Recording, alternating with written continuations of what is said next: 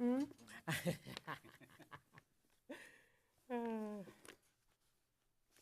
don't know. I'm gonna try to use this one right here. Did you bring my hat? I didn't. I forgot. I was on the road, and then I was like, "Oh shoot, I forgot." I get it to you. That's okay.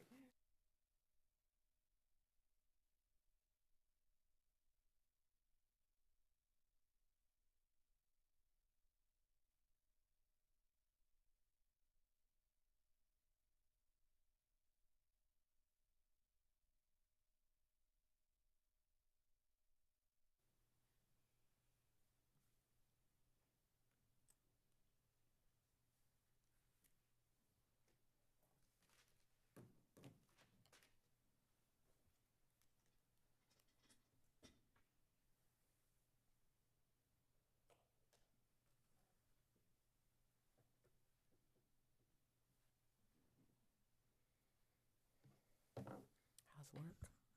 How's work? It's good. Just been, coming off the holiday period. Oh yeah. It's slow. Yeah. I have all my headquarters coming in tomorrow. Oh okay. Dog and pony show. Yeah. Yeah. Did you read the new executive orders?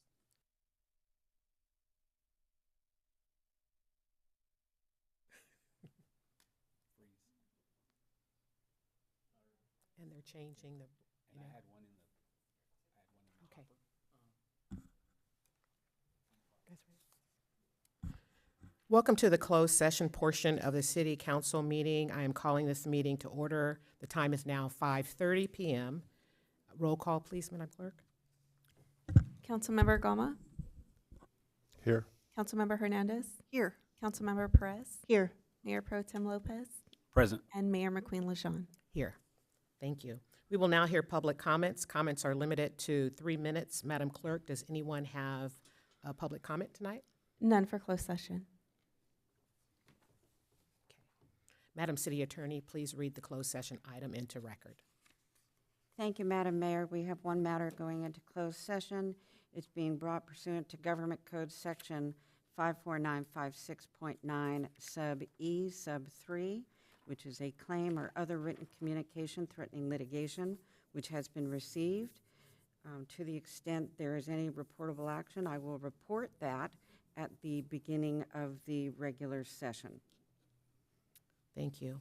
Do any members of the council have any conflicts of interest to disclose for the listed closed session item on the agenda? If not, council will recess to closed session. The time is now 5:31.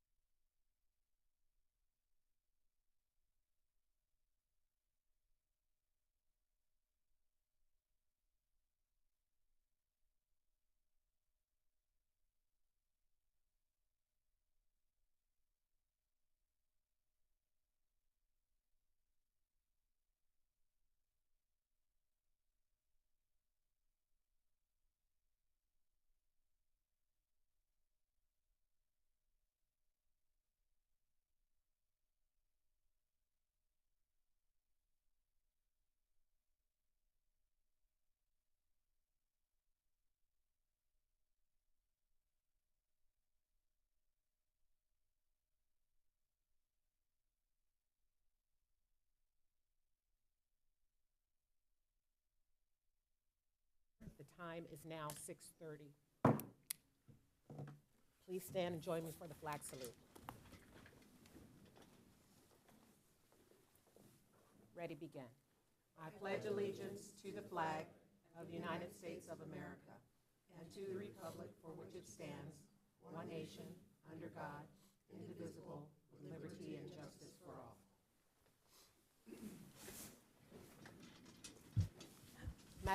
Madam Clerk, please take roll. Councilmember Gama, Here. Councilmember Hernandez. Here. Councilmember Perez, Here. Mayor Pro Tem Lopez, Present. and Mayor McQueen LeJean. Here. Thank you. Now we're going to hear from our Mayor Pro Tem for the inspiration. Thank you. My inspiration today visits the legacy of Martin Luther King Jr. Letters from the Birmingham jail. Dr. Martin Luther King Jr. Presents several impactful points that highlight the urgency of civil rights activism, the moral responsibility to challenge injustice, and the role of the church to fight equality. This is a response to the clergyman writing him, telling him this wasn't the time and or the place. And so what I did is I just took the key points from this letter, and I'm gonna, if you haven't read it, I highly recommend. This is really good reading, excellent letter. It's worth the read. So some of the highlights of the letter are the urgency and the injustice of waiting. King refutes the idea of African Americans should wait for a more convenient season to demand justice. He argues that the time for action is now, stressing that African Americans have been waiting for over 340 years to be treated equally. The urgency underscores the deep and ongoing suffering of Black people under segregation and racism. Nonviolent direct action. King defends the strategy of nonviolent direct action, explaining that it's necessary to create tension and crisis in society. This, he urges, forces the oppressor to face the issues and begin negotiations. Direct action, he says, helps to bring concerns of oppressed people into the public conscience.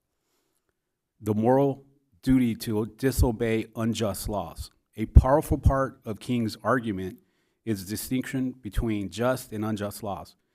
He asserts that individuals have a moral responsibility to disobey laws that degrade human dignity, such as segregation laws, because these laws are not rooted in justice, but oppression. His stance is that unjust laws is really no law at all. And his disappointment with the church. King expresses frustration with the church's inaction in the face of racial injustice. He criticized many religious leaders for being more concerned with maintaining good order and discipline and addressing the systematic injustice of affecting African Americans.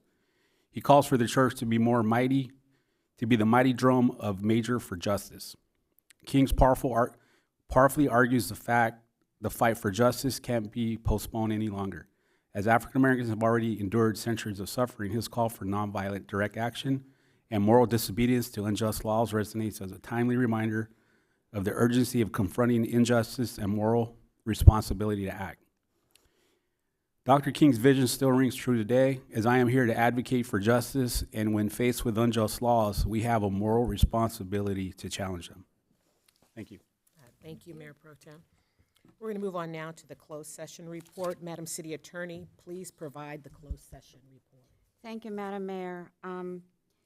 The closed session, the council voted 5-0 to reject the claim, and the city will be providing notice of that rejection to the claimant. Thank you. We will now hear public comments not pertaining to the items on the agenda. Comments are limited to 3 minutes. This process will be the same for comments pertaining to each agenda item. Madam Clerk, does anyone have public comment tonight? We do. We have one from Becky Bruning.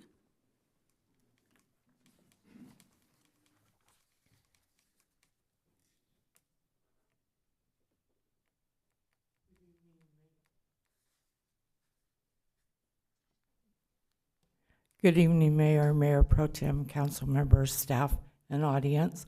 I'm here on behalf of Rokapis tonight. This Sunday, we will have our first Family Fish Day of the year from 8 to 11. You can go on our website to register or just show up. Thank you. Thank you. Letitia Austin.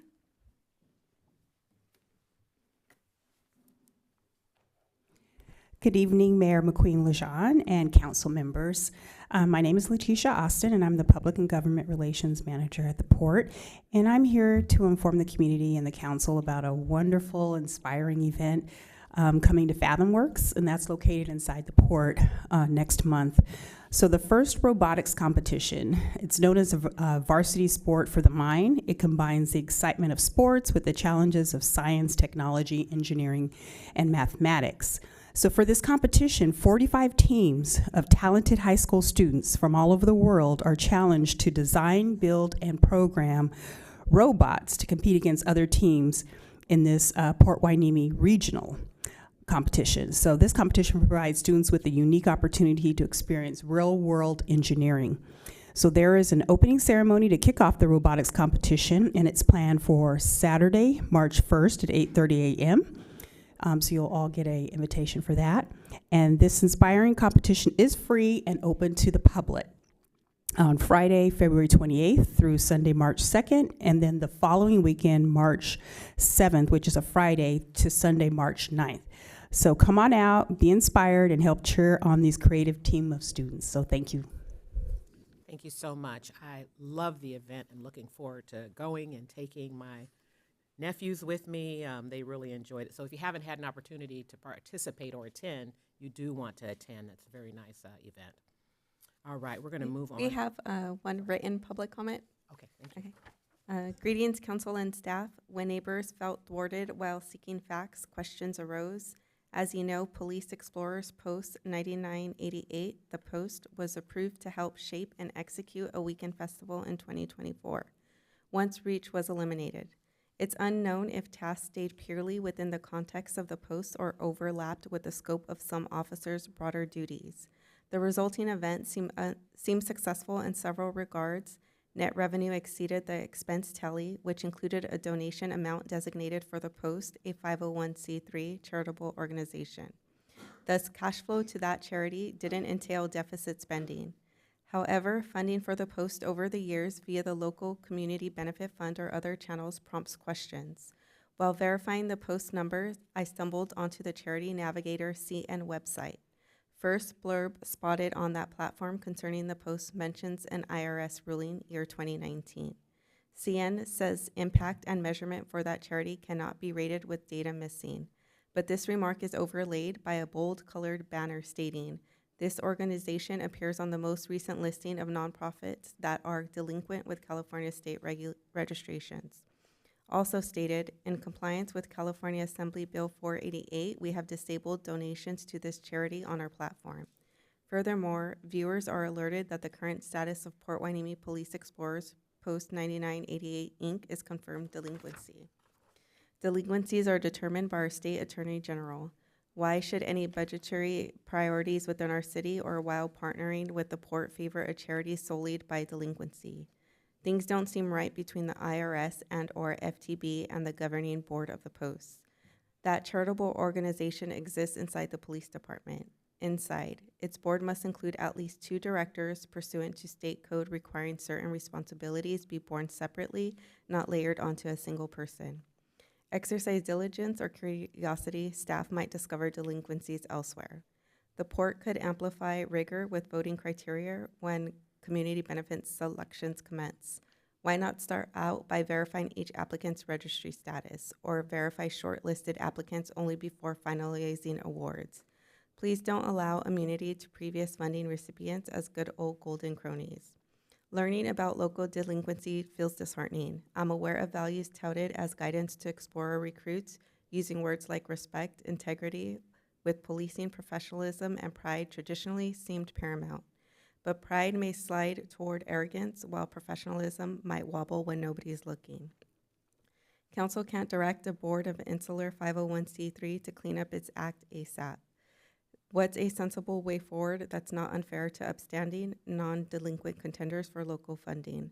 Consider steering clear of initiating or renewing cash flows to the Post or to youth interested in law enforcement.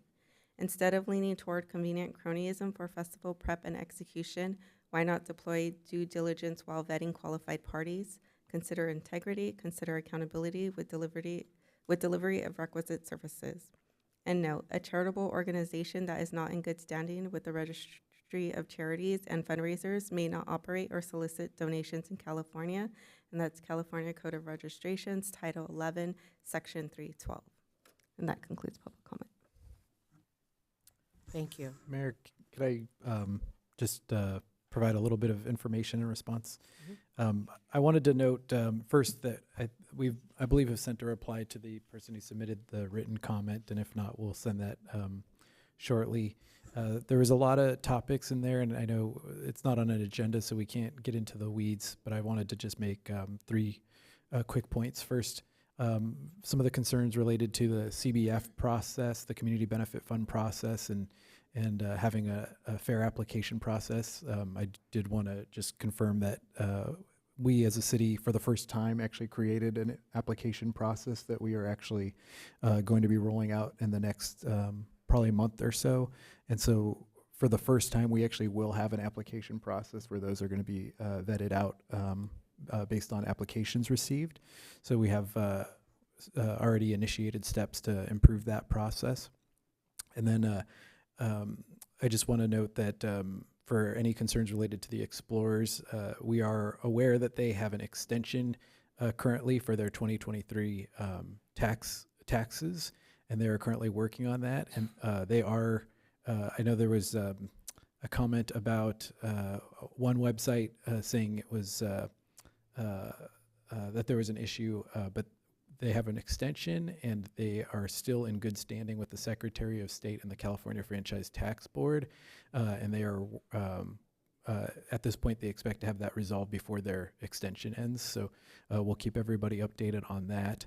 And then just the last point I want to make is I do want to correct the narrative a little bit. I think maybe the perception was that the city contracted with the Explorers as a favor to the Explorers, but I would actually say it was vice versa. We were very fortunate that the Explorers were willing to take on the project with us, and their efforts resulted in savings of about $75,000 to the taxpayers from prior contracts.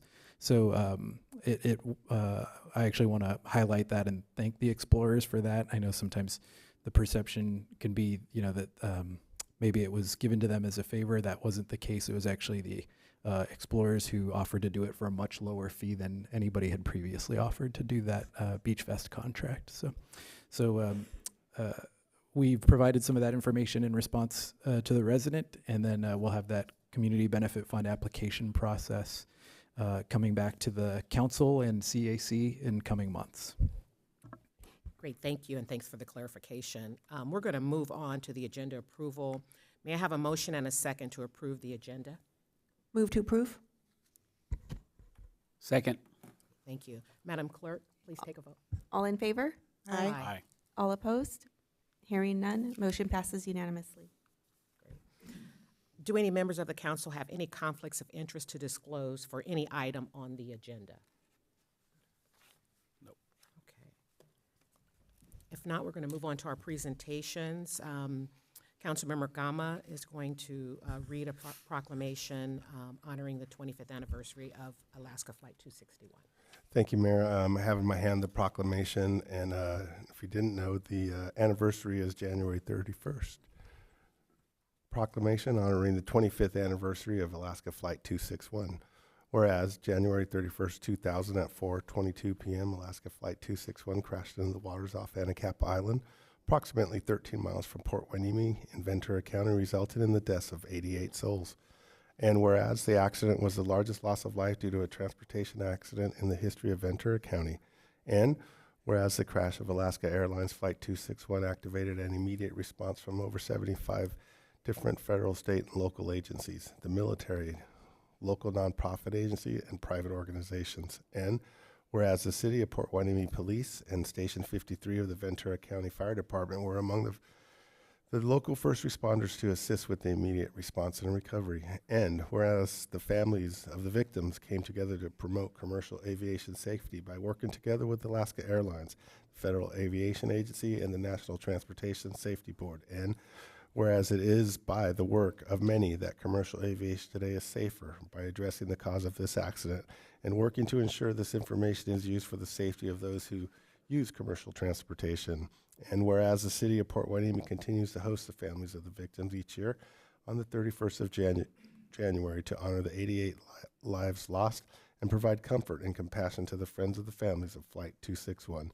And whereas it is important to see how individuals in our county and the city of Port Hueneme come to embrace the families of Alaska Flight 261 by showing and expressing kindness, compassion, and giving spirit. And whereas it is important to educate the public about the event of historical significance and how members of our community came together and continue to do so to support the family members of Alaska Flight 261 in this tragic loss of life. And whereas, as we gather to remember the 25th anniversary of this tragedy, it is the intention of the City Council and staff to remember those who died and always keep our community a welcoming and warm place for Alaska Flight 261 family members to visit, to honor, and to remember those killed on January 31st, 2000. Now, let it be proclaimed that the City Council of the City of Port Hueneme does hereby proclaim January 31st as the day we honor the 88 souls who died on January 31st, 2000, and recognize that the kindness of our community members continue 25 years later, and we will always urge residents of Port Hueneme to exercise compassion in their daily lives for the betterment of our family members, our colleagues, and every individual we encounter. Proclaim this 21st day of January 2025. Thank you. Thank you, Councilmember Gama. We're going to move to item number And we're going to present this to the Alaska families at the remembrance ceremony, which will be on January 31st, and it's open to the public, correct? Yes, and we did speak with the committee members, and they are hard at work on their event. I think they're preparing for a big one, so they couldn't join us tonight, but we've already arranged to present it at their ceremony. So we'll present that at that time. Thank you. We'll move to item 2, quarterly employee recognition. City Manager. Thank you. I'm going to introduce our Human Resources and Risk Manager, Frank Lee, who's going to tell us about this quarterly employee recognition. Good evening, Mayor, Mayor Pro Tem, City Council members, citizens of Port Hueneme. My name is Frank Lee, HR Manager with the city. At the city, each quarter we like to look back and recognize employees who celebrated significant milestones with the city. And this past quarter, we have a Y2K survivor, Sherry Avito of Public Works Department, who celebrated 25 years with the city. Right before the meeting, I heard an interesting story, so I just kind of brought that up. With that, I'd like to invite Public Works Director Fred Camarillo and Sherry Avito to the podium.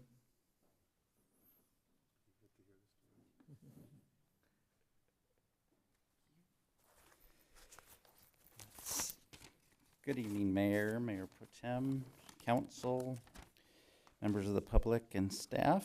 As Frank mentioned, we're here tonight to recognize Sherry Avito's 25 years of service to the city of Port Hueneme. As you all know, when we do this, we give the employee the opportunity to answer a few questions to be able to represent some of the things that they want to share. In regards to the question that what do you like best about working for the city of Port Hueneme, Sherry's response was, I love the employee camaraderie we have always shared. Public Works is like a little family, and I've appreciated that so much throughout the years. It makes life so much easier to work with really good, down-to-earth people. When asked to answer what is your favorite work moment thus far in your career with the city, and I didn't tell her to write this, she said, I think I am the most proud and humbled by Fred Camarillo and the city staff trusting me to be solely responsible for implementation of the Tyler work order portion of the database for all of Public Works and facilities. It is an honor for me to use what I have learned about databases and the various work processes, functions of Public Works and housing facilities over the years.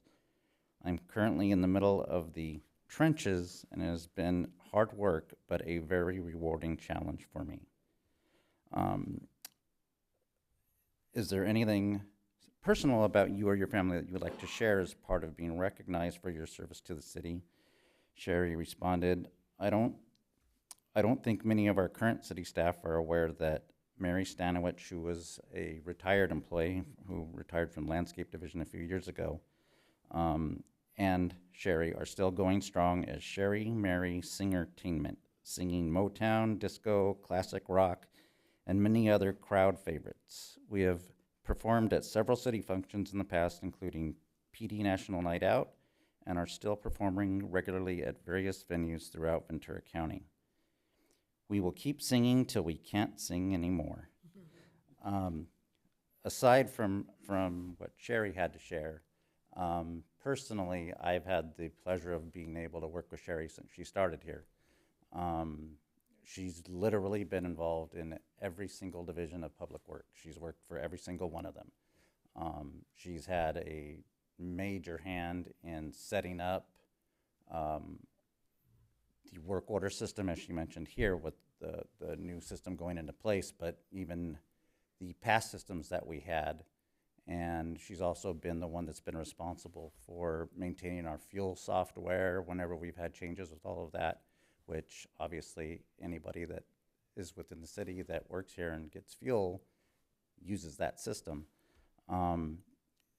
Sherry's just an awesome person. She's very humble, and with regard to her comment about her favorite moment being me and others allowing her to take the lead on implementing this change, because it's huge, it's gigantic.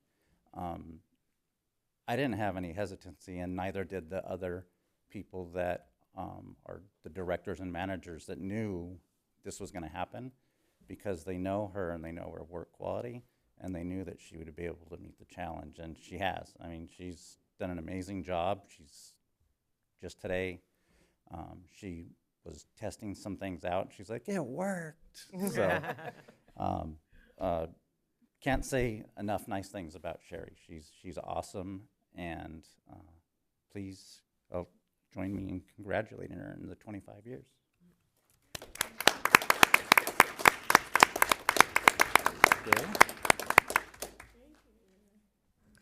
Would you like to say a few words?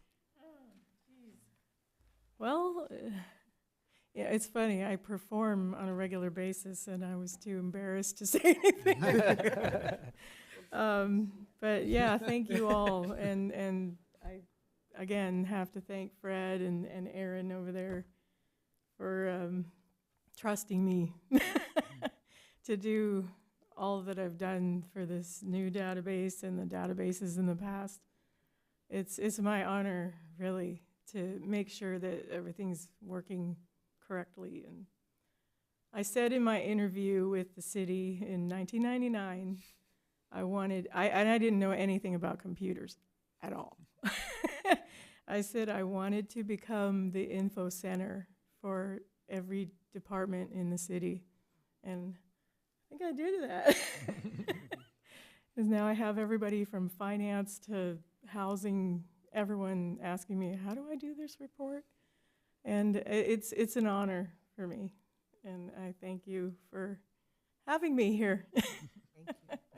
All right. Does anyone have any words? Councilmember Perez? Oh, just congratulations and thank you for 25 years to our city. Thank You know, not many people can say they've dedicated most of their adult life to one organization. So thank you for choosing us, because you could have went elsewhere. But yeah, congratulations. Thank you so much. I think I remember the first time you performed was about 2000, maybe 2001. Not sure, but I it's think been we probably started around 2008. 2008. Yeah. Okay, my Yeah, we memory's- were at, I think the first city function was the National Night Out. Yeah, and then we started singing at Mar Vista Senior Housing right. a few times for the Christmas. They had a Christmas function, and yeah, we did that a few times. I know I've Haven't seen been it. at the beach festival yet, Yeah. but we're looking forward to See if hopefully we make being that there. happen. But as you were sitting down there, I was like, I know this lady. I've seen her around town. Thank you so much. And if you want to sing us a song, I think we You know, allow you to. Mary was gonna come, and yeah, we probably would have. Thank you very much for your service to our city, and thank you for entertaining the folks of Mar Vista and also the rest of the folks who've seen you at Surfside Seafood, I know, a few times. Yeah, when we used to sing there a lot Yeah, in the I think beginning. that's where I first saw you. But thank For you. probably Congratulations. about 6 years, yeah. Thank you. Hi, Sherry. I'm sorry I mistook you for somebody else in the audience, and that's because I don't know you. I've never met you, and I've been on the council for 8 years, so how does that happen? I don't know. Yeah, but I look forward to seeing you at one of your performances. Usually if it's on a Wednesday, I'm out of town taking care of my mom, but I really admire what you're doing for our Public Works Department and for our city, and for being here for 25 years. That's quite an accomplishment. And I think you're just one of those bright stars that just everybody loves to work with. So keep up the good work, and thank you for being here, and congratulations on your 25 years. Thank you so much. Yes, Sherry, congratulations, 25 years. Well, it's gone so quick, right? And you're probably going to Yeah, do, actually. and we're glad to retain you, and hopefully we can have you for much longer. And thank you, Fred. That was a good intro. Yeah, that was, Thank you. I almost Yeah. cried. Ah. You know, I'll just say it's really nice to see and hear people speak about their jobs that they've been on 20-plus years, right? Sounds pretty exciting by what you're presenting to us, that you're excited about the work, and we just hope everybody would be that excited about the work. But I did want to say something to you. You mentioned a name, Mary Stanwyck. Mm-hmm. I think I've known her almost 50 years. No way. We played Bobby Sox softball. I think I was 10 years old. Oh, I And wish so, you would have come. yeah, then. so absolutely. Oh. Tell her I said hi. And when you said she worked in the landscaping, I remember seeing her out there and screaming out the window, but I didn't know she worked for the city of Port Hueneme. So that's wonderful to know. So Yeah. thank you so much for all your work for the city. We really Thank appreciate you. it. Yeah, we'll be singing probably at the Waterside in Oxnard okay. often in the summer. So Oh, wonderful, you just wonderful. have to look online and see Yeah. when we'll be there. It'll most likely Saturdays. So yeah, We'll she'd check it probably out. love to see you. Yeah. So come up. We're going to take a picture. Okay.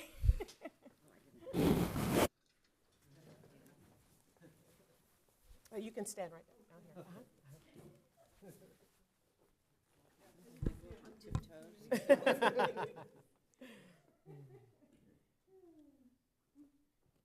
Okay, I think I'm gonna count so I can get you guys.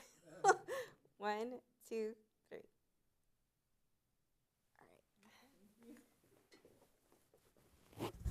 Mayor, can I just, before we return, can I just comment too briefly?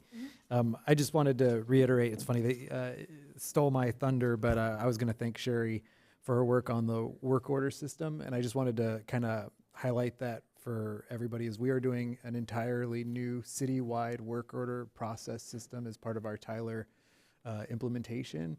And we all got in the room, Fred and I and Gabby and a couple of other of our team members, and we were like, we need like the biggest power user we can get to figure this out and to like kind of tell us how it needs to work for all of our users and everything. And immediately everybody said Sherry. And the one fear I had was, well, what if she doesn't want to do it? You know, so, but everybody said, no, Sherry's our person, and she, you know, she will take it on and she will run with it, and she has. And I think we're actually getting right to that point of launching it. So it really is a huge project and a huge accomplishment. So I just want to thank you as well. Thank you so much. I have a lot of ownership in this system, so thank you. It's my honor. Okay. So we'll now consider items on the consent calendar which will be enacted in one motion unless a council member has a request to remove an item for discussion. May I have a motion and a second? Move to approve items 3 through 8. Wait, are we in the wrong? Yeah. Second. Thank you. Madam Clerk, can you take a vote? Madam Clerk, can you take a vote, please? All in favor? Aye. All opposed? Hearing none, motion passes unanimously.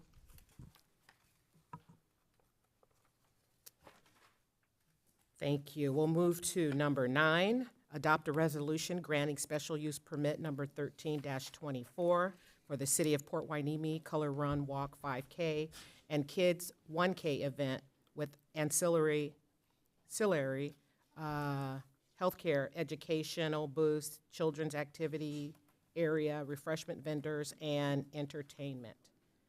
Madam Clerk, do you have the proof of publication as required by law and the complete file of reports and exhibits? Yes, Madam Mayor.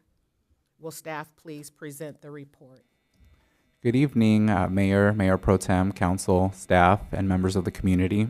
Before you tonight for consideration is the Port Hueneme Recreation and Community Services Division event known as the Color Run Walk 5K and Kids 1K event, Special Use Permit 13-24.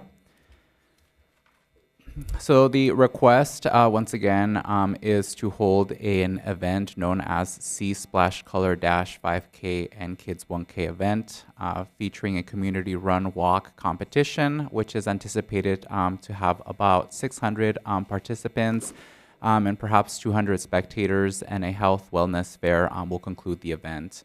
The event is scheduled to occur on Saturday, March 22nd from 7 a.m. to 1 p.m. And more details about the wellness fair will include health care, educational booths, children's activity area, refreshment area, and then photo booth and a disc jockey DJ to basically get the party going. So general information, a special use permit is before the council because the event is being hosted at Hueneme Beach Park. There will also be street closures along Ocean View Drive and Market adjacent to the Lighthouse Promenade Walkway.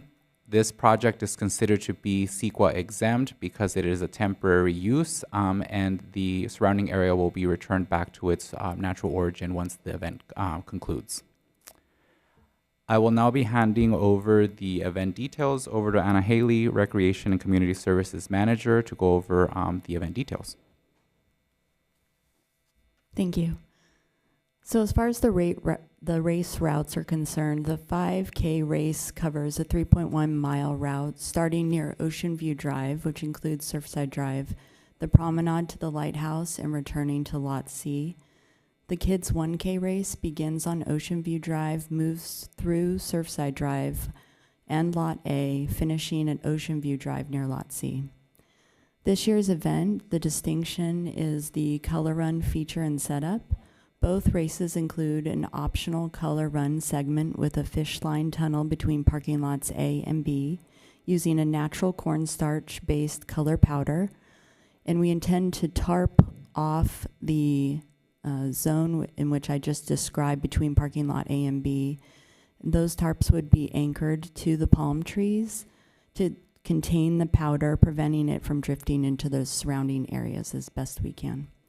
As far as the post-race cleanup, the Public Works Department will promptly clean the area after the event to ensure it's reopened to the public. I'd also like to address the temporary road closures that would be in place. Surfside Drive would be closed from Market Street to Ocean View Drive, blocking access to Surfside 1 and Surfside 4 condominiums. Market Street would be closed south of Anacapa View Beach Homes, the entrance there, that would all be shut down. Southbound Ventura Road would be closed south of Surfside 1 driveway. As far as resident access is concerned, the residents of Surfside 1 and Surfside 4 would be directed to use their existing driveways, which connect to Ventura Road for access. This is the image that we're proposing as far as the race logo, so we're hoping to captivate that color splash, the element to engage everyone and convey that this is a Sea Splash Color Dash. It's a hometown event that's embracing our beach community and celebrating the fact that we're proposing a color run this year as far as 2025. Anna, just quickly on that, the other thing I just wanted to highlight is it's a community benefit fund project, and I'm sure Anna was going to explain that, but it is in our approved community benefit fund project list for this year from both the city and the port. And the port is contributing $10,000 in funding to the project. And so we are also coordinating all of these issues, or all these ideas and everything with the port as well. So. Yes, the port has seen and approved this logo at first pass. So this is just a base graphic, and anything that we do as far as marketing going forward would also include the city seal as well as the port's logo as well. And so we're just, for the purpose of our presentation tonight, just showing you the base graphic. But going forward, it will always be coupled with the two other entities graphics as well. This is a high-level overview of the proposed event site plan. And so you can see here what's walled off in the red sections is what would remain closed for pedestrian traffic throughout the Wellness Fair event. That's sort of the chute in which we're going to have the crowd queue up for the race to begin. And that's also the finish line area. And so we would just have that remain closed to vehicular traffic throughout the duration of the event. The areas that are designated with the black boxes are also noting the areas in which we would have sound and DJs. And so we wanted to make a point to note that we are aware of concerns regarding the noise levels. And so we intend to always direct amplified sound not towards the residential structures, but facing the ocean and or just for the purpose of making announcements and addressing people throughout the event. However, none of that would be directed towards the residents themselves. So you can see it's facing east and west.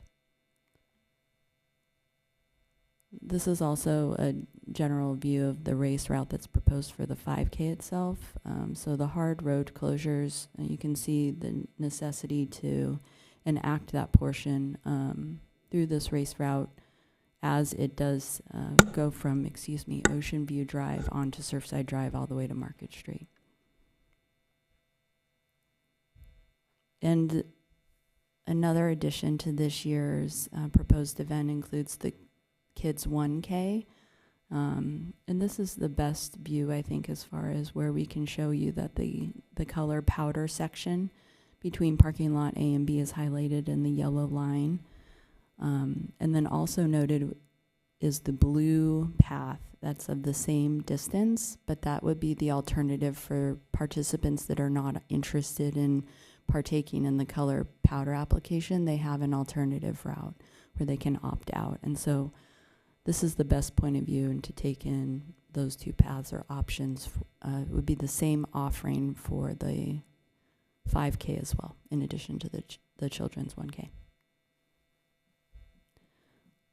As the city manager mentioned, the fiscal impact, this is a city and port sponsored event. Beach parking lot revenues would not be collected for beach parking lots A, B, C, or E, and along Ocean View Drive and Surfside Drives. The event is expected to be offset by approximately $10,000 based on the 600 race participants paying the $20 5K or the $10 Kids 1K registration fee. And a previous council request approved $10,000 appropriation of funds from the City Port Community Events Fund for the purpose of a 5K event.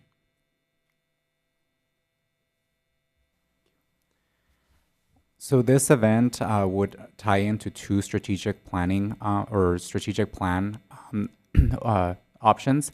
One would be the optimal levels of service for residents and businesses, that is to support and establish programs and events that create a strong sense of community pride and a connection to our history and our heritage, and also the safe, secure, and beautiful community, which aims to upgrade our beaches, parks, and city-owned facilities and structures to provide a better experience for our residents, employees, commuters, and visitors. The recommendation for council tonight is to adopt the resolution conditionally approving special use permit number 13-24 and to find the project to be categorically exempt from CEQA. Staff is available for any further questions, and this concludes staff's presentation. Great. Does council have any questions for staff? We'll only take questions. We'll have discussion and comments later. Any questions? Councilmember Hernandez. Thank you, Mayor. Thank you, staff, for the presentation. This is going to be a great event. Last year's was so much fun. I was going to ask about an age restriction on the kids' 1K, but you might find me on that path versus the 5K. We'll see. I had a question about the budget. You say it's approximately $20,000. Does that include staff time? What is the 20,000 cover? That's the operational budget concerning the material costs that would go into barricade rentals, portable toilets, the color powder product itself, tarps, and all the miscellaneous items that are required. But no staff time? Staff time is not reflected in that dollar amount. Thank you. All right, no more questions. Councilmember Gama? Is it powder? I'm just curious as to the medium that's going to distribute the color. Yes, it is a powder product. This Like is a baby powder or something? no, it's a cornstarch material, and so it's biodegradable. It's non-toxic, and it only contains cornstarch and natural dyes. They're all FDA approved. Not red dye? No, I'm aware of that. Okay. I'm just curious because there's been some discussion of dyes recently. Understood. Councilmember Perez? Mayor Pro Tem? Yes. So the 5K route, I'm looking at the road closures. Approximately how much time is that road going to be closed, and when do you anticipate the road to open up again? Sure. So last year's experience, we did our best to begin setup and reopen the roadways as soon as we could. But setup does require that we're out there about 5:30 a.m. And so all of those notices, and we would be working with the HOAs as far as Surfside 1 and Surfside 4 are concerned in advance with proper noticing. But yes, the area would be impacted from 5:30 a.m. until the last runner goes through, and we want to reopen those parking lots. So I would estimate probably around 11:30 would be the soonest that we could start reopening those areas. Okay, thank you. You're welcome. Any other questions? Okay.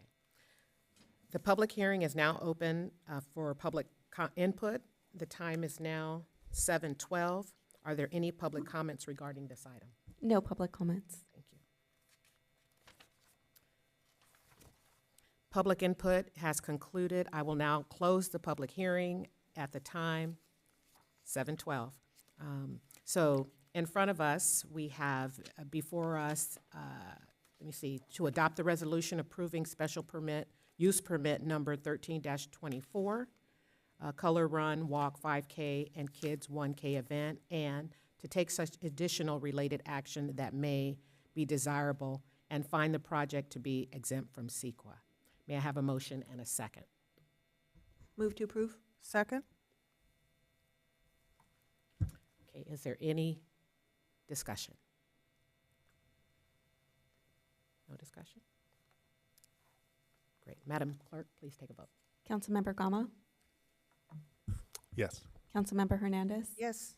Councilmember Perez, Yes. Mayor Pro Tem Lopez, Yes. and Mayor McQueen-Lejean. Yes. Motion passes unanimously. Great. Thank you, staff, for the report. Thank you. Thank you. All right. We're going to move to our business items, number 10, Citizen Advisory Commission and Transaction and Use Tax Citizens Oversight Committee, Measure U Committee appointments. Will staff please present the report? Yes, City thank you, Manager. Mayor. And as we close out that last item, I'll just note, I wanted to thank Recreation for figuring out how to fit 600 people in last year. I don't know if everybody remembers that we sold out right away last year, and we were trying to squeeze more people in. So we are expecting 600, right? All right. And so I want to thank the rec team for doing that preemptively, but we did end up selling out still at the end last year. So when we launch it, make sure you register right away. All right, thank you. So moving on to our appointments to the Citizens Advisory Commission and Measure U Committee. Typically, this item would be on consent. It's on as a business item this year because we have one of the appointments requires additional action, so we'll need the council to direct us to take that action. But each year, we make appointments or reappoint appointments to the Citizens Advisory Commission, which has 4-year terms but no term limits, or the Transactions and Use Tax Measure U Committee, which has 2-year terms and currently has a term limit of 2-year terms. And so this year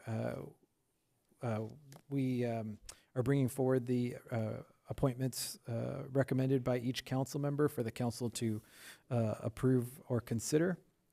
For the Citizens Advisory Commission, there's 2 appointments, and Mayor Pro Tem Lopez is appointing Randall Thomas Smalls, and Councilmember Perez is appointing recommending for appointment Luis Mendez the second. And for the Measure U Committee, we have 4 recommended appointments. Mayor McQueen Lejeune recommending to appoint James Importante, Councilmember Gama to reappoint David Scrivener, and that is the one that I'll circle back to in a moment. Councilmember Hernandez is recommending reappointment of Julia Beth Williams, and Councilmember Perez is recommending reappointment of Randy Diaz. The reappointment of David Scrivener is the one that we wanted to highlight. Mr. Scrivener has served 2 terms, which is technically the term limit for the Measure U Committee. However, as noted in the report, there isn't any other applicants for Measure U Committee at this time. So the council can consider whether to reappoint Mr. Scrivener, which would then require we'd bring an item back on the next agenda, a consent item to modify the term limit. And then so the council would need to give us direction on would the modification be adding an additional term or just removing the term limit rule, or how would the council want to handle that? And so that's the part that makes this a little more complicated than just the typical recommendation to approve all of the appointments. So with that all being said, so we recommend that council consider those appointments and then provide direction specifically regarding the term limit modification. Great, thank you. And I'm going to ask if there are any questions, but I'd like to go to the Mayor Pro Tem since he's generally last, so, but yeah. So I am going to request Christy Carlson. She's actually in the packet for Measure U to be added to the list. I did speak to her. I did communicate with her, and she was interested in taking this task. So, Okay, hold on. Just a minute. So you said she was in the packet? Did we? She was in the packet as for the Citizens Advisory Commission. Yes. Okay. So she applied as a Citizens Advisory Commission. And so if she's interested in serving, and you said you spoke to her, that's something the council could either do today, or if we are bringing back that consent item at the next agenda to follow up on the other request, if the council wanted more time to review it, it can come back at that meeting, but that's a choice for the council. It's something that could be done today. Thank you. And currently, Mayor Pro Tem does not have a selection. No, and he is eligible to make a selection at this point. Okay, thank you. Councilmember Gama? yeah, I just wanted to point out that the first term, I don't even think there was a single meeting for the tax. The Measure U Committee? Yes. And so, it's kind of odd to have a term limit on one and not the other. And I think David Scrivener has done a really good job in standing up the committee. And I really commend the city manager, because there was, with our prior finance director, that just didn't get off to a good start. And not until city manager Vega came around did the committee find purpose, which was integrated with the direction from the city manager, and I really appreciate that. But yeah, I think realizing that the first 2 years, I think the committee met once and didn't do anything and never met again. So, but I would like to just consider removing the term limit, so that both the Citizens Advisory Commission, which I understand has no term limits, and the Tax Use Oversight Committee be governed the same way. Just seems to make sense. So I can't even recall how we came to have a term limit unless it was recommended when we formed it because of the ballot initiative, right?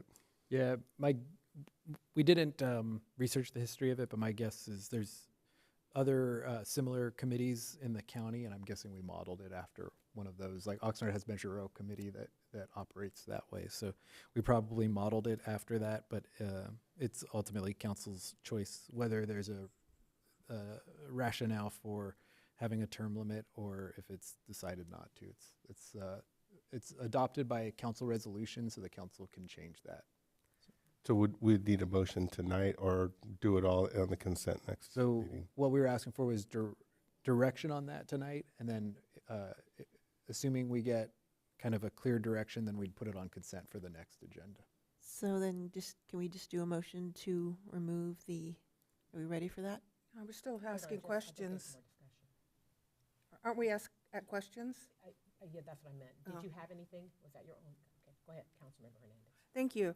Yeah, that was going to be my question. Where does it stipulate that Measure U committee is under term limits? Is it part of the ballot measure? Is it legislated some other way, or is it just in the resolution? It's the Where- resolution. I do not believe it's in the ballot measure, but we can, if there's direction to change it, we can do a deeper dive and include that information when it returns. Well, it kind of comes back to a general question I had about both committees, as if they do both committees have some kind of charter? Usually when you stand up a committee, you have a charter which describes purpose of the committee and a role of the members and term limits and things like that. Is that how the resolutions works instead of a charter, or? Yeah, with the case of Measure U, it was that resolution 4257 that laid out all of the requirements and eligibility and all that. Okay. Another thing, question I had was the city council policies and procedures has a clause in there that says that the policy and procedures apply to all city council, other boards, Advisory other boards and things. committees. Is that the understanding of staff and council, that those policies and procedures would apply to Measure U committee members and also the Citizen Advisory Committee members? I think so. We didn't look at that. I'm sorry I didn't ask earlier today. But And we didn't look at it particularly for just the appointment discussion, but I do believe that language is in there, and that's something we can confirm as well and include it. When we do have new commissioners onboarded and we do some onboarding with them, we can walk through that as well. I do see here in the last paragraph, they have to file a Form 700. They do a Correct. 2 hours ethics training, and if applicable, a Brown Act training. And just to let the rest of the council know, I do have a question into the city attorney about whether or not both committees or any of these committees fall under the Brown Act because of the fact that they were formed by the city council and they meet regularly. Up until now, I think we've been treating them as advisory, but I'd like to see what your expert comes back with, Joan. Well, she did come back. Oh, okay. Tara did get back to me, and based upon the facts as we know them now, these committees would be required to comply with the Brown Act. They are covered by the Brown Act. Okay, very good. And we, for staff purposes, we have treated them as if they were Brown Act bodies, which is why we have their agendas posted before, a certain amount of time before the meetings, and with their, their items provided to the public ahead of time. So we've treated them that way. And then, like the report notes, we provide training and onboarding to the appointees as well. So. And then one more question. What about the conduct of the meetings? I know the CAC does a really good job with the Robert Rules of Order or Rosenberg Rules of Orders. The CAC seems to, I mean, the Measure U Committee seems to be a little looser, more discussion-oriented. Is there any benefit, I think there is, to really enforce some structure on the Measure U Committee? Yeah, I think in my time here, what we've been doing with the Measure U Committee was really almost like budget workshops and really kind of deep dives, actually going through the budget, going through what items are funded for using Measure U dollars and those types of things. So I would say they've been pretty broad in that period because it was essentially trying to get them up to speed with our budget that covers everything the city does. But I think the last meeting, and I think what we're expecting is now that we've kind of got that foundation, that now it will be sort of focusing more on specific topics. So that's something that we can look at with the Measure U committee moving forward. So. Okay, thank you. Any other? All right. I guess the only thing that I would say is that I imagine that term limits also help with encouraging multiple people to participate. And sometimes when you don't have term limits, then you can have the same people all the time continuing to serve on a committee. So that's just one thing that I would like to just keep in mind when we think about term limits or no term limits and what they would be. Anyone else? Go ahead. Yeah, if we're taking comments now, I just would like to comment too that I believe in the encouraging civic engagement and giving people an opportunity to serve on our committees. And I think I agree with our mayor here that term limits serve a very productive purpose. And in the spirit of rotation, I think that we should continue with the term limits and allow other folks to take an opportunity to serve. Great, Mayor, thank you. I have a comment as well. Okay, I was just going to apologize for making a comment before it's Oh. time. Oh. So if you go ahead since we've started. I agree with term limits, but I think if we're going to have term limits, it needs to be consistent with both groups. It shouldn't be one or the other. It needs to be consistent. Again, I apologize to our public, but we'll move on. Are there any public comments? Oh, we'll come back. No public comments. Great, great. Okay, so you have any, hold on just a minute. I'm going to get my thoughts together. We need to take a motion and a second, so I call for a motion and second. I'd like to move that we consider the following appointments as staff recommends, with the exception of David Scribner, and instead consider the other volunteer who submitted an application to Mayor Pro Tem. Is there a second? Second. Okay, discussion? Yeah. So there's an argument to be made in a small city like us why term limits may hinder attracting enough qualified people to get involved and all that. And I think we should be consistent. The city council doesn't have term limits, so if we're gonna have term limits, maybe we should consider having term limits across the board. Mr. Scribner did a really good job in, and I'll use the word finally, getting the committee to be effective. Like I said, the first year I don't even think there was a meeting. The second year there was one meeting, and so it really can't even be considered a full term. So I disagree with the sentiment regarding term limits on this. Mayor, I have a comment on that as well. So I do agree that I think the first few years of that committee was pretty bunk. It was not done right, and so I think it is unfair for Mr. Scrivener, the fact that he did not get to really serve a full term. So although I would agree with allowing him to be, now, wait, doesn't each council member appoint someone? So Yes. what am I missing? Who's, And so I was going to clarify that when I had an opportunity that Mayor Pro Tem Lopez has the ability to appoint someone, but we would still, Councilmember Gama would still have the ability to appoint someone. okay, so it's not one or the It's other. not one or the other. Okay, yeah. got it. So then I would be okay with allowing Mr. Scrivener, and then maybe if we're going to set term limits or not, be consistent with both groups at that point. Let me just say, so Mr. Scrivener is currently on the committee, is that right? Mhm. And so I think what we're talking about is, so we're talking about changing verbiage in a policy, right? Well, I just. Hold on just one Well- second, let me. So his term, No, I'll just say, I understand it all. okay.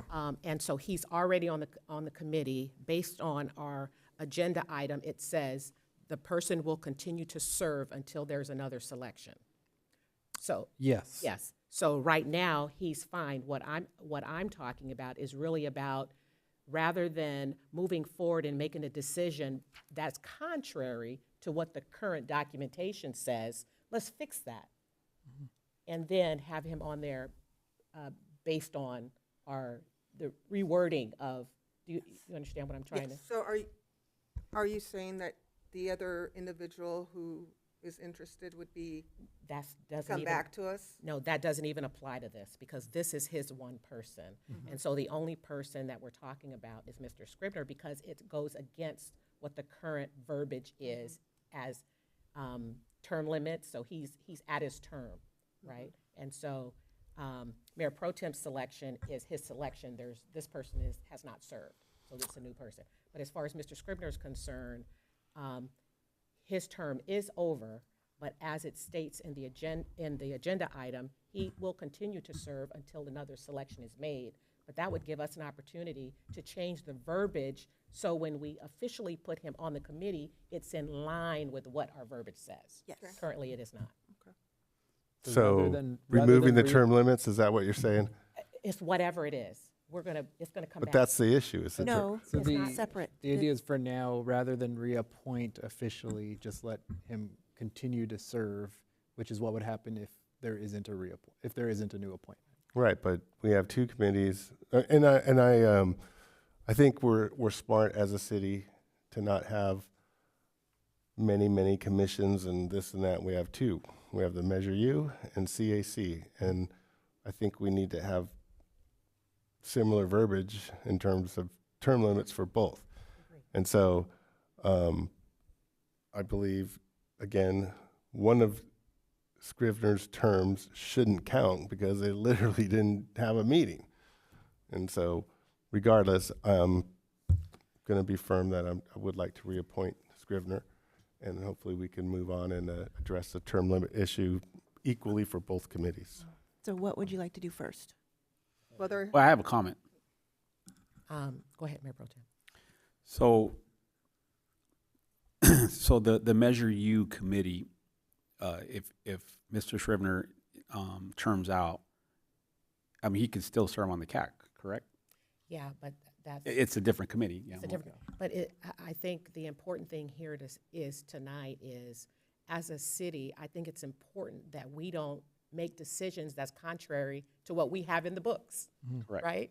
And so our agenda item says that a person can serve until a new appointment is made. So Mr. Scrivener will stay on the committee. I just think it's important that we don't put ourselves in positions to where we're going against our own policies. And the policy is that there's a term limit. And so while he can continue to serve, I think we can go back and make sure we change the wording so that he is appointed in line with what our policy is. well, So- the policy though says he's ineligible because he's at a term limit. But that's what I'm saying. We're talking about if 2 years and it's 2-year term, right? And 2 terms. Yes. Right? But the CAC is 4 years Mhm. and 2 terms. So that doesn't align with each other. So we have 2 committees that have different term limits and term years. And so what is being said is that it makes sense if we're going to have 2 committees that they should be both 4 years with 2-year terms or both 2 years with 2-year terms. So that's kind of the discussion. So that's an agenda item at the end of the meeting, is that what you're saying? Yes, that's something. It can be directed as part of this item. It could be direction to staff to bring back an item to have those 2 be matching term limits, for example. I was like, Mayor, if I may, Yes. it sounds like the motion we're trying to form is to go ahead and make the appointments that were provided by staff, to include the one nominated by Mayor Pro Tem Lopez, and bring back an agenda item to discuss term limits for the advisory boards. That is correct. And to bring back an item to council at the next meeting agenda to discuss term limits for the advisory boards. Do you And need a so the- second for that? Both And boards. so the key thing there is, although with that action, David Scrivener isn't reappointed, he continues to serve because no one else has been appointed in that spot. Okay, so do we need a second for that, since that's the motion? Or do I have to amend my motion, or, Why don't you amend your motion? okay, I'll amend my motion then to basically, I mean, to It- approve, Yeah, And- it's the same to thing approve you the list of basically said. appointees. Yeah. and direct staff, Along with his ad. yeah, along with Mayor Pro Tem's appointment, Of Christy Carlson. and direct staff to come back with recommendations on developing similar term limits for both committees. Is there a second? Second. Yes. So we want we're gonna just, according to don't the know. motion, we're gonna put term limits on both We don't know committees? yet until it comes back. Yeah, so we'll do a report and we'll look at whether there was an explanation of why there were different term limits or not, and we'll provide a recommendation. We'll probably look at some other similar committees and then provide a recommendation, the best recommendation to have a match. I'm not really, sold yet on the idea that we should have similar term limits until we have that information. Yeah. Okay, any more comments, questions? If not, Madam Clerk, we take a vote? All in favor? Aye. All opposed? Hearing none, motion passes unanimously. Thank you so much. Thank We'll now move to number 11, removal of city council representation on Sister City Committee and request to waive fees associated with use of community center. Will the staff please present the report? Yes, thank you. This item is related to the Sister City Committee, but in 2 different aspects. And so we'll go through each of those 2. The first aspect is that a recommendation to eliminate the city council appointment to the Sister City Committee. We've talked a little bit about this in prior conversations, but the Sister City Committee was pretty recently started by the city and stood up, and the Sister City Committee has now taken steps to be able to stand up and proceed as its own nonprofit entity. And so with that, with the Sister City Committee being at that point, we are recommending, and the Sister City Committee had indicated interest in removing the requirement for a city council appointment. It's similar to the conversation we had with about REACH recently, where the idea is once a nonprofit is stood up, it's better for both entities typically if there's some separation, so that there isn't the possibility of kind of public confusion about who's operating each entity or the roles or potentially liability questions. So the Sister City Committee is at that point, having taken the steps necessary to become a nonprofit and be able to have its own fundraising and its own accounts. And so we are recommending eliminating that appointment. And then the second item is, with all that being said, the Sister City Committee is holding its first fundraiser and has requested that the city consider waiving fees for a request to use the Orvine S. Carpenter Community Center Auditorium for their upcoming event that is scheduled to take place on Tuesday, March 25th. It's a fundraiser with food, drinks, music, and it's a fundraiser to establish a scholarship program for students as part of the Sister City Committee projects. So that request, we included in the fiscal impact that it would waive the application fee of $32, the refundable security deposit of $500, and a $750 rental fee if approved.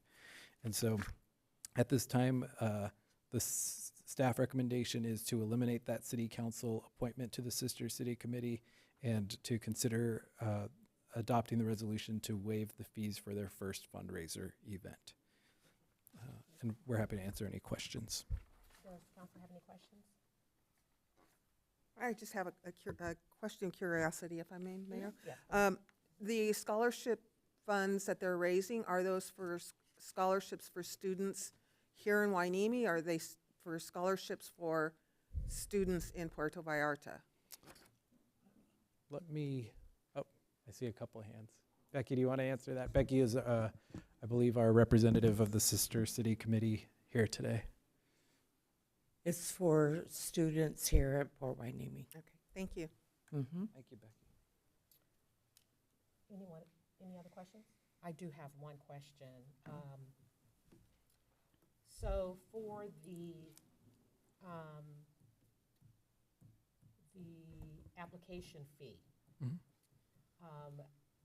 so generally refundable means you give the money, and if everything works out and you clean the place up, you get that money back. Mhm. What happens if it doesn't? Yeah, so that'd be the risk we would take on. Obviously, if they hold the event and let's say they cause $500 worth of damage, we would still have to proceed with sending them, a bill, an invoice for that. But there's the risk. The reason why we don't normally do that is because there's the risk that the person doesn't pay it, and so that's a possibility. I think we felt that was pretty low risk considering it's a nonprofit that essentially the city started, but it is worth considering. It is a risk that we would be taking on by waiving that requirement. So. Okay, thank you. Mayor, Yeah. I have a question. Okay, can I ask one more question? Yeah, go ahead. Yeah, so I'll just tell you what my thought would have been. So if it's refundable, why would the city pay it versus why wouldn't Reach, because they would get it back anyway? Mm-hmm. So that's kind of And that's Sister City. I'm sorry, Sister Yeah. City. That is a possibility. For example, the council could approve the request but require the security deposit. Okay, all right. Councilmember Perez. Is there insurance required by the nonprofit to provide for the event? We require insurance from the nonprofit to hold the event. Okay. Any other questions? Madam Clerk, are there any public comments? There is one written public comment. It says, good evening, Mayor, City Council members, city staff, and esteemed members of the public. My name is Bobby Martinez, and I appreciate the opportunity to speak tonight. I am here to express my support for the request to waive fees associated with the use of the community center proposed by Hueneme Sister Cities. Hueneme Sister Cities is in the initial stages of its development, and now that we have established a bank account, we are eager to begin fundraising efforts aimed at benefiting our local youth residents. Our goal is to connect our community with our sister city, Puerto Vallarta, Mexico, allowing students from both cities to learn about each other's cultures and communities. By waiving the fees for the community center, we can maximize our fundraising potential. The planned event promises to be spectacular, featuring music, mariachi performances, delicious food, desserts, games, and vibrant decorations. Additionally, fundraising efforts will directly support scholarships for students, helping them advance their studies. I urge you to consider this request as it represents an invaluable opportunity to enrich our community and support our youth. Thank you for your time and consideration. Thank you. So we have before us a recommendation to eliminate the city council appointment to Sister City Committee and to adopt the resolution waiving fees associated with the Sister City Committee's use of the Orvine S. Carpenter Community Center Auditorium. May I have a motion and a second? So moved. Second. Is there any discussion? Did we include the deposit? So if the motion as stated would include waiving the deposit, but you can clearly state if you do not want that to be in the motion. Because as drafted, we waived the deposit. Okay, anyone has a adjusted motion? Okay, so we'll go on that motion that's on the floor. Okay. Okay. Madam Clerk? take vote, All in please. favor? Aye. All opposed? Hearing none, motion passes unanimously. Okay, thank you. We'll move to number 12, review the City of Port Hueneme legislative platform. Will staff please present the report? Yes, thank you, Mayor. We have the legislative platform up on the screen. Thank you. But well, actually, I think it's a fairly brief item because we actually went through the legislative platform more in depth last year, and this year is just an update to the legislative platform. So the legislative platform is sort of a pre-approved list of positions that the city council approves that authorize the staff to work on these issues proactively, or if urgent last-minute request comes in for the city to take a position on something and it's on our list, we're able to kind of jump in and advocate. And instead of, if it's not on the list, theoretically, we'd have to come back to council and wait to submit a letter of support or an advocacy. So it's really helpful to make sure that we're able to respond quickly to important items that are occurring in our city, county, or even state and federal partners. So this year, I think last year we went through it, and I think we had a pretty good legislative platform. It covered most of the topics that came up this year that we needed to jump on. There was just 2 items that we recommended adding, and it was 2 topics that kind of came up during the course of last year. One was the equitable distribution of sales tax from online sales issue. People may recall that was a hot topic last summer when people, newspaper reported that things like the Amazon warehouse sales, that the sales tax primarily goes to the city that's fulfilling those orders, that has the warehouse that fills those orders. So cities like, most cities in Ventura County, other than Oxnard and a little bit of Camarillo, it means that the other cities like us aren't going to receive that portion of the sales tax. And so we had a conversation about that at council, and we were able to do some advocacy, and it led to the League of Cities actually taking a position to try to address that.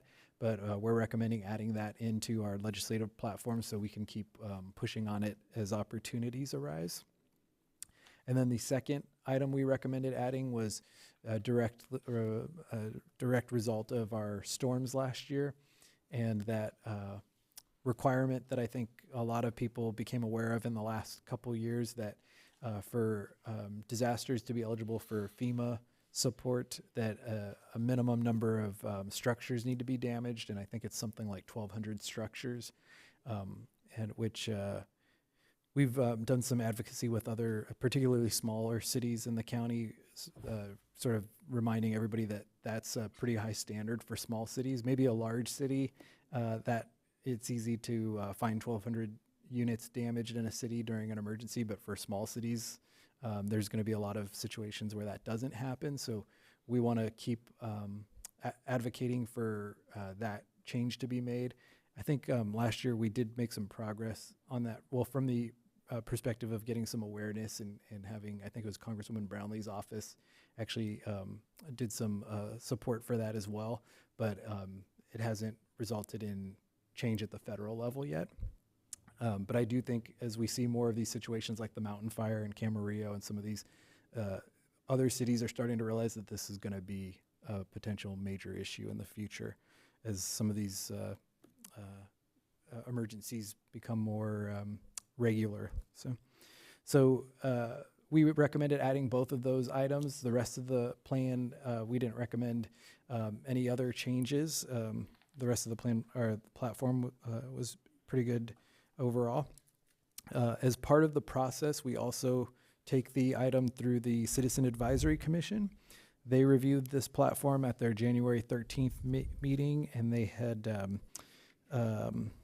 made some suggestions noted in the staff report. 3 suggestions. One was a modification to section I.11 to consider adding language that supports legislation that enables members of legislative bodies to participate in meetings virtually. So I think the idea there is trying to advocate for more ability for remote meetings since that law has been tightened up after the pandemic. Item 2 they recommended was section V.6, consider amending to indicate support for alternative energy sources that are supported by scientific data. And then their third recommendation is section 13, add language that supports legislation that increases communication between local law enforcement and federal agencies. And so that was there, after they reviewed the legislative platform, those were the CAC's recommendations, but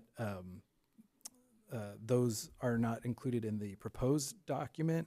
My suggestion would be if there's interest in considering those, I think besides the first recommendation about virtual meetings, the other 2, we would need to do some additional research to sort of understand a little better. So I would recommend if council were interested in those, that we adopt the platform, and then the council could provide direction for us to research those and bring back in the future. So with that, we're recommending approving the legislative platform, and we can answer any questions. Council have any questions? Councilmember Hernandez. Yes, thank you, Mr. City Manager, for this legislative update. SCAG just presented their legislative update today, and I sent that to you for FYI. Under the number 4, Homeland Security, there's a item A, support legislation that provides funding to local governments for Homeland Security measures. What is meant by Homeland Security measures? Are you talking about terrorism, anti-terrorism measures, or would that include also natural disasters?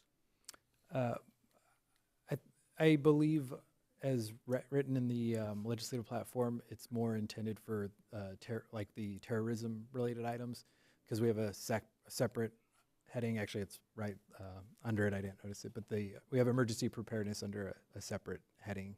So I think that is intended to be strictly Homeland Security, such as terrorism and Okay. those matters. Okay.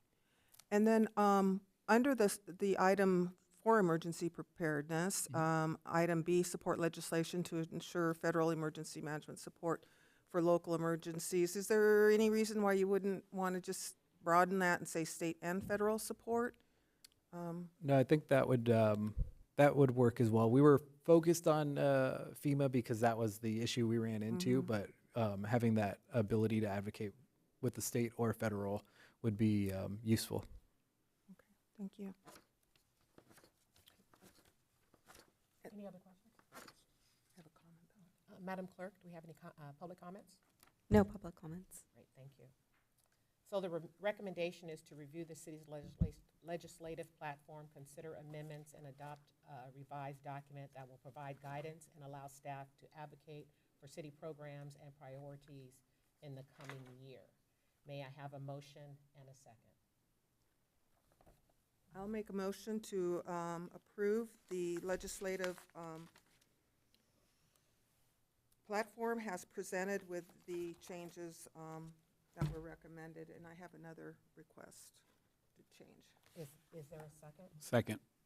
You have another one in this? Yes. Did you want to make it, want to do another motion for that? Well, I just want to add it to the list. Okay, so let's go ahead and finish this then. A second, Madam Clerk, you take a, please take a vote. All in favor? Aye. All opposed? Hearing none, motion passes unanimously. Okay, and So I guess I should have said that, mentioned this during my questions, but in our meeting, James, Tony, you and I were discussing legislation to support the arts, and I'm just wondering if we could add a clause in, on the list of legislative positions to support the arts, including funding for arts education, grants for arts projects, and legislation that protects artists. Yeah, let me scroll down just so everybody can see. There is an arts section, but I'm not sure if it says it. Oh, there it exactly. is, Yeah, okay. it is. Supports legislation for continued state funding that recognizes the importance of local arts, cultural preservation, and historic That works. preservation. Okay. Okay. Thank you. all right, thanks. Cool. Okay, so we're moving on to our city manager comments and reports. Oh, thank you.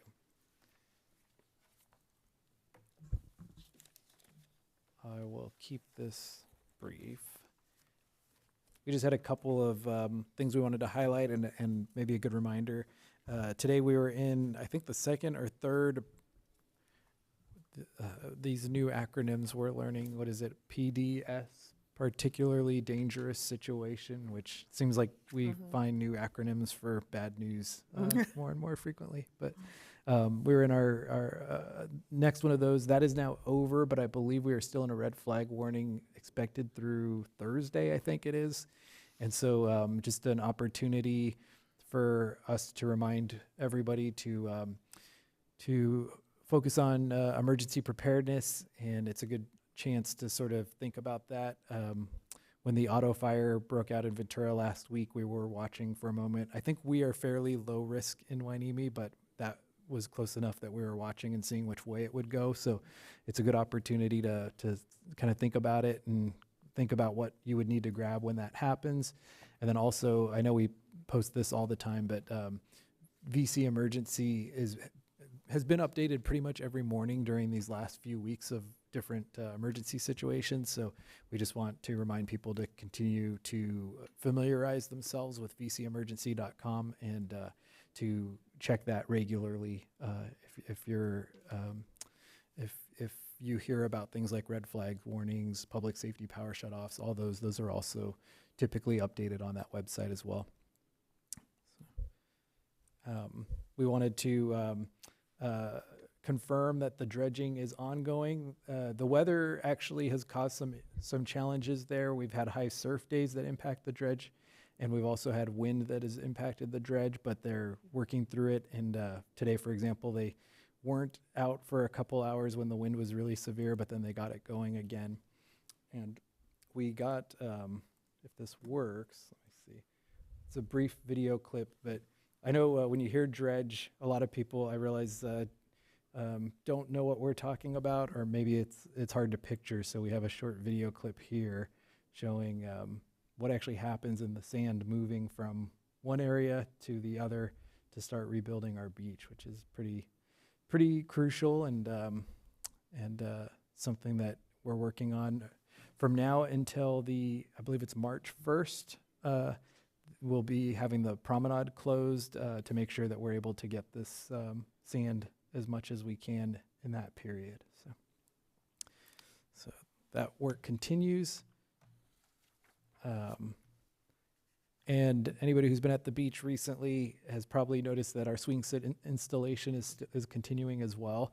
So we're excited about that. I took this picture today, and it's not very good, but I was excited about the walkway taking shape, and just the reminder to everybody that one of the challenges that is adding a little bit of time to it, but we're working quickly and we're making good progress, is we're actually making this accessible for the first time ever. We're having an accessible swing set at our beach.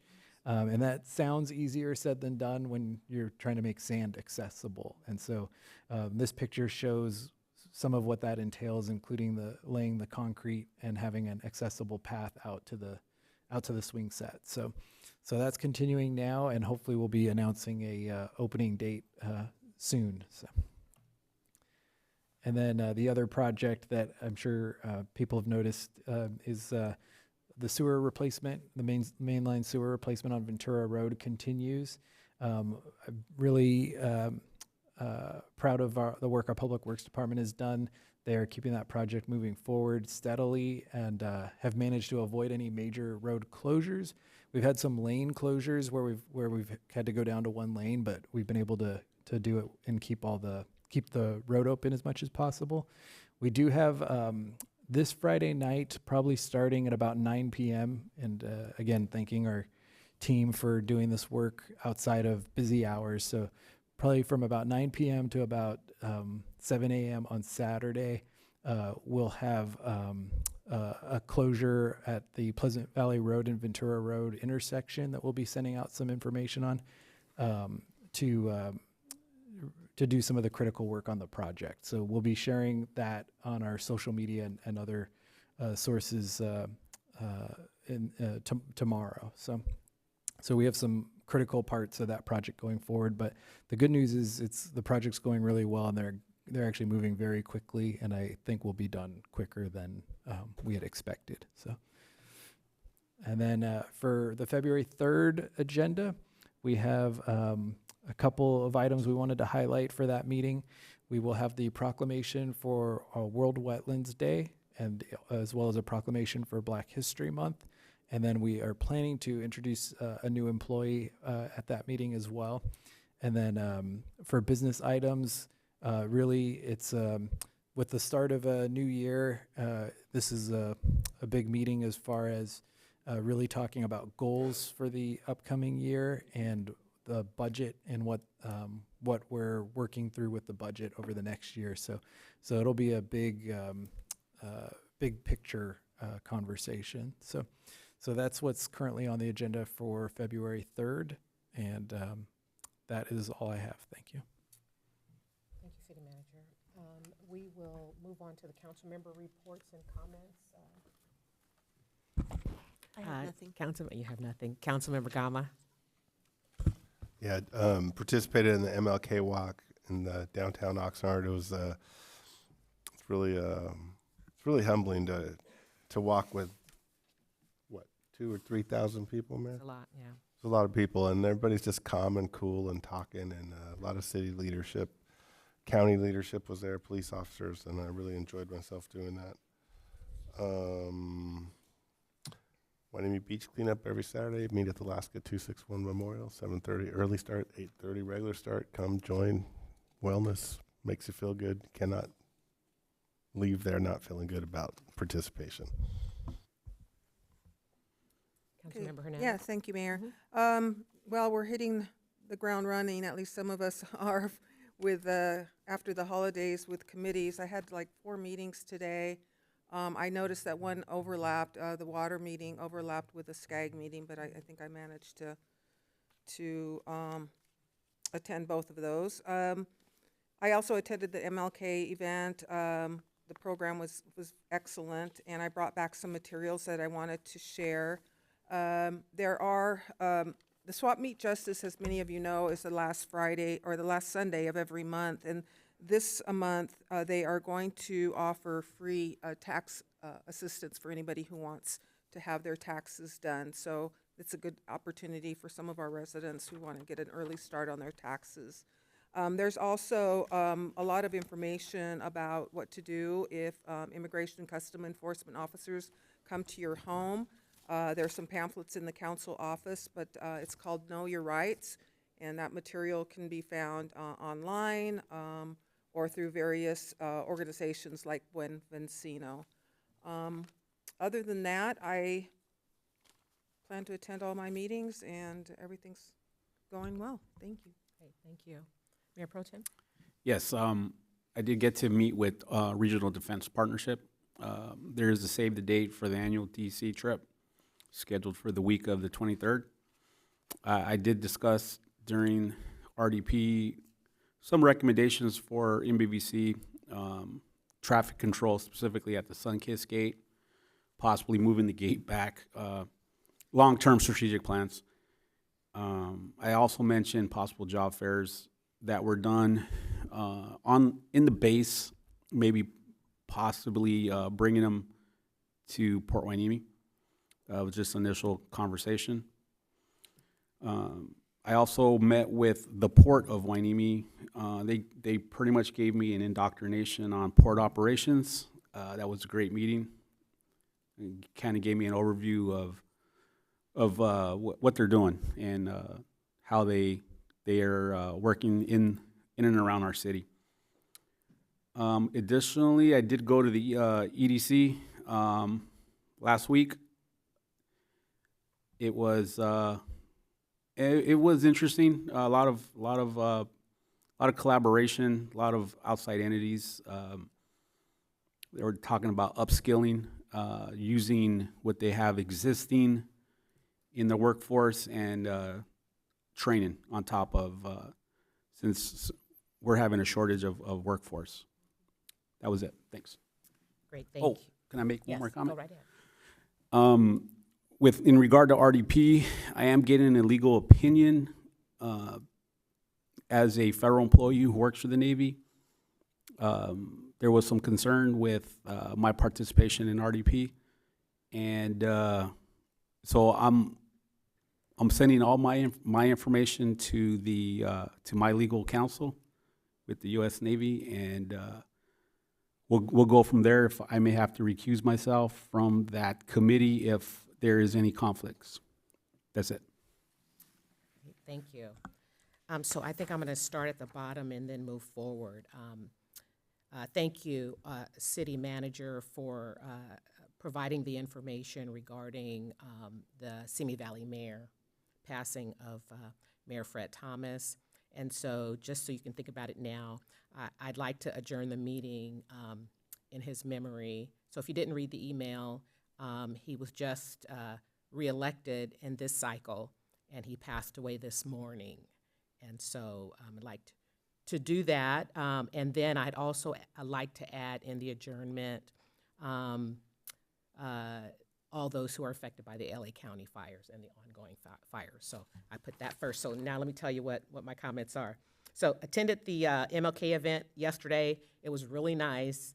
I had an opportunity to say a couple of words while we were at the Plaza Park, and so I gave all the council members a shout out. And then I will be participating in the City Selection Committee meeting on Friday.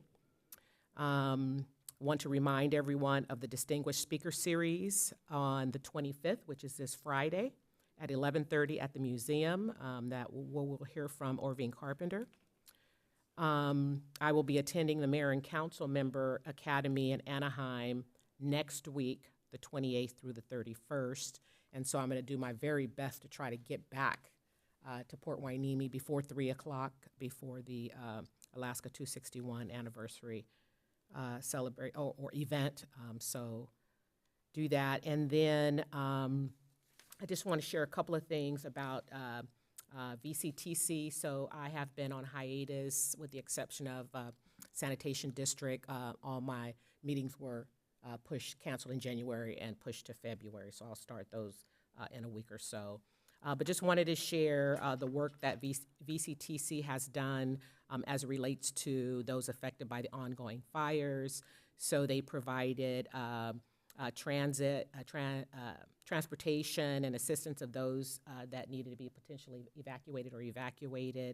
For the 6th straight year, artwork created by the members of the Boys and Girls Club of Ventura County, which includes Oxnard and Port Hueneme.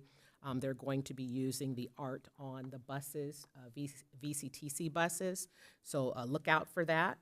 And then remember, tomorrow is the County of Ventura's Continuum of Care Alliance annual point of time count. That's tomorrow. And lastly, on February the 4th, in honor of Transit Equality Day and the birthday of civil rights leader Rosa Parks, the Ventura County Transportation Commission will be having free bus rides on Tuesday, February the 4th. So that's for the VCTC buses not the Gold Coast buses. And so that is what I have. Thank you. And so we'll move to requests for future agenda items.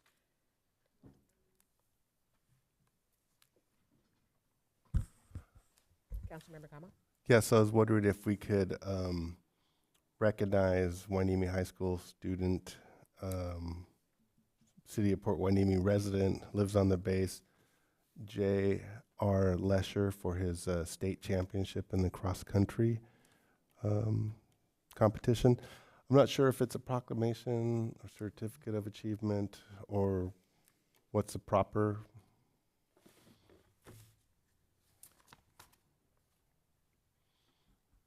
Sorry. Maybe a presentation at the next meeting with the certificate of achievement. Yeah, I think he's a great kid, straight A student. I think we would love to be able to acknowledge his success. Okay, is there a motion for that? Was that your motion? Okay, is there a second? Second. Second. Madam Clerk? All in favor? Aye. All opposed? Hearing none, motion passes unanimously. Thank you. Councilmember Thank you, Hernandez. Mayor. So I'm wondering, with RDP, if we should request an agenda item to discuss plans for the March trip, because schedules are kind of conflicting right now. So in order to talk about it, I think we're going to need to have it on the agenda, maybe end of February or the next meeting. Well, or if the trip is in March. yeah, it's in March, so Yeah. the sooner the better, because then plans have to be made for whoever is going to go, right? And then you'll need to get an out-of-state, whoever's going needs to get an out-of-state approval. Okay, is there a motion to add? That's a RD motion. Yeah. Okay, is there a second? Second. Madam Clerk? All in favor? Aye. All opposed? Hearing none, motion passes unanimously. Councilmember Hernandez, you don't have anything else? That's it, thank you. Okay, Mayor Pro Tem? Nothing. And I do not have anything to add. Okay. Okay,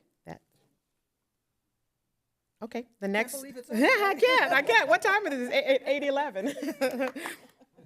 I'm told I talk too fast, so I'm going to try to work on not talking so fast and give it a break, a pause every now and then. Okay, the next regular meeting is scheduled for Monday, February 3rd, 2025 at 6:30 p.m. I now would like to adjourn this meeting in honorarium of I lost my list. In memory of re-elected Simi Valley Mayor Fred Thomas, who passed away this morning, and all those affected or impacted by the LA County and ongoing fires. The meeting is now adjourned. It is now 8:12.